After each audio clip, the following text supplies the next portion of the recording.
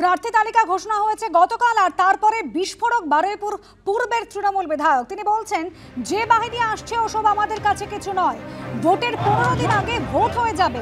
এখানে মা লক্ষ্মীর বাহিনী রয়েছে, সামনে দাঁড়ালে ওই বাহিনী ফিরে যাবে, তারপর যা হওয়ার হয়ে যাবে, কোনো চিন্তা নেই। যাদবপুরের তৃণমূল প্রার্থী সায়নী ঘোষকে পাশে বসিয়ে এরকমই বিস্ফোরক মন্তব্য করলেন বারুইপুর পূর্বের তৃণমূল বিধায়ক।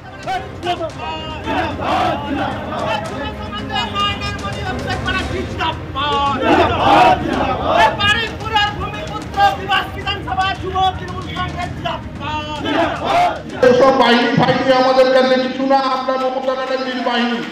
আমাদের এটা মনে রাখতে হবে, ভোটের 15 দিন আগে ভোট হয়ে যাবে। কি হবে তো একদম সবাই মিলে ধরে, মেয়েরা আসছে কেন ধরে, একদম কোনো বাহিনী ফাইনি না। বাহিনী হলে আমাদের এখানে লক্ষ্মীর বাহিনী, মা লক্ষ্মী বাহিনী আছে, সবাই মিলে বাহিনীর সামনে দাঁড়িয়ে যাবেন, ওই বাহিনী ফিরে যাবে, তারপরেই যা হওয়ার হয়ে যাবে। লড়াই হবে সামনাসামনি, বিরোধী কে আছে দেখা যাবে, আর কোথায় কি সেন্ট্রাল বাহিনী ফাইনি আছে সেগুলো দেখা যাবে। 1 ইঞ্চি জায়গা ছাড়া হবে না, একদম 100% শিওর থাকুন। আমি একদম পরিষ্কার ভাষায় সবাইকে বলে যেতে চাই, বুথ ভিত্তিক টার্গেট দেওয়া হয়েছে। যদি কোনো বুথের খারাপ রেজাল্ট হয়েছে লোকসভা নির্বাচনে, তাহলে কিন্তু সেই বুথের কিন্তু আমরা সাংগঠনিক নেতৃত্বে যারা আছে তাদের কিন্তু সমস্যায় পড়তে হবে। এটা কিন্তু সবাই মাথায় রাখতে হবে।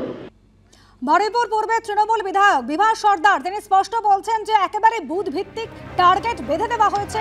ফল যদি খারাপ হয় তাহলে নেতৃত্বকে সমস্যায় পড়তে আসছে। তিনি আরো বলছেন, যে বাহিনী আসছে ওসব আমাদের কাছে কিছু নয়, ভোটের 15 দিন আগেই ভোট হয়ে যাবে। মা লক্ষ্মীর বাহিনী রয়েছে, সামনে দাঁড়ালে ওই বাহিনী ফিরে যাবে। আপনারা জানেন ইতিমধ্যেই কেন্দ্রীয় বাহিনী বিভিন্ন জায়গায় মোতায়েন করা হচ্ছে, কেন্দ্রীয় বাহিনী চলে এসেছে রাজ্যে। বারুইপুর পূর্বের তৃণমূল বিধায়ক তিনি বলছেন, বাহিনী যে আসছে তা তাদের কাছে কিছু নয়, ভোটের 15 দিন আগেই ভোট হয়ে যাবে, তারপর যা হওয়ার হয়ে যাবে, কোনো চিন্তা নেই। এই মুহূর্তে রাজ্য বিজেপি মুখপাত্র শ্রমিক ভট্টাচার্য রয়েছেন আমাদের সঙ্গে টেলিফোন লাইনে। শ্রমিকদা, বারুইপুর পূর্বের তৃণমূল বিধায়ক তিনি বলছেন যে বাহিনী আসছে তাদের কাছে কিছু নয়, ভোটের 15 দিন আগেই নাকি ভোট হয়ে যাবে। মা লক্ষ্মীর বাহিনী রয়েছে, সামনে দাঁড়ালে বাহিনী ফিরে যাবে, তারপর যা হওয়ার হয়ে যাবে। দেখুন, 2019-এর লোকসভা নির্বাচনে দক্ষিণ 24 পরগনায় একটি বিশেষ সম্প্রদায়ের ধর্মস্থান থেকে পর্যন্ত মাইক করে অ্যানাউন্স করে দেওয়া হয় যে অন্যেরা এলাকা ছেড়ে চলে যান, ভোটের পরে আসবেন। কার্যত অবরুদ্ধ করে দেওয়া হয়েছিল গোটা দক্ষিণ 24 পরগনা।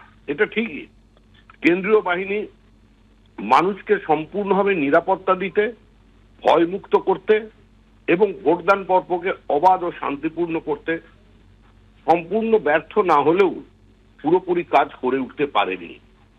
তো সেই অবস্থান থেকে তৃণমূল কংগ্রেস কথা বলছে, কিন্তু 2019 থেকে 2024-এর মধ্যে এই গঙ্গা দিয়ে অনেক জল বয়ে চলে গেছে। 19-এর তৃণমূল কংগ্রেস, আজকের তৃণমূল কংগ্রেস, 19-এর পশ্চিমবঙ্গের মানুষ, দক্ষিণ 24 পরগনার মানুষ, মথুরাপুরের মানুষ, ডায়মন্ড হারবারের মানুষ, আর আজকের মানুষ যে অবস্থানে তৃণমূলকে চিনে, তৃণমূলকে জেনে, নিজের জীবন জীবিকা দিয়ে তৃণমূলের ছোঁয়া নিয়ে যেখানে দাঁড়িয়ে আছে, ওই স্বপ্ন সফল হবে না।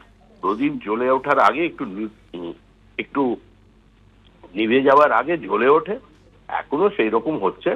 তৃণমূলের এই ধরনের রণহুঙ্কার বজায় থাকবে। আর কয়েকটা সপ্তাহ অপেক্ষা করুন। যারা এই সমস্ত হুমকি দিয়ে নিজেদের বাঘ বলে মনে করছেন, এদের কাউকে নির্বাচনের দিন দেখতে পাবেন না। ধন্যবাদ শ্রমিকদা।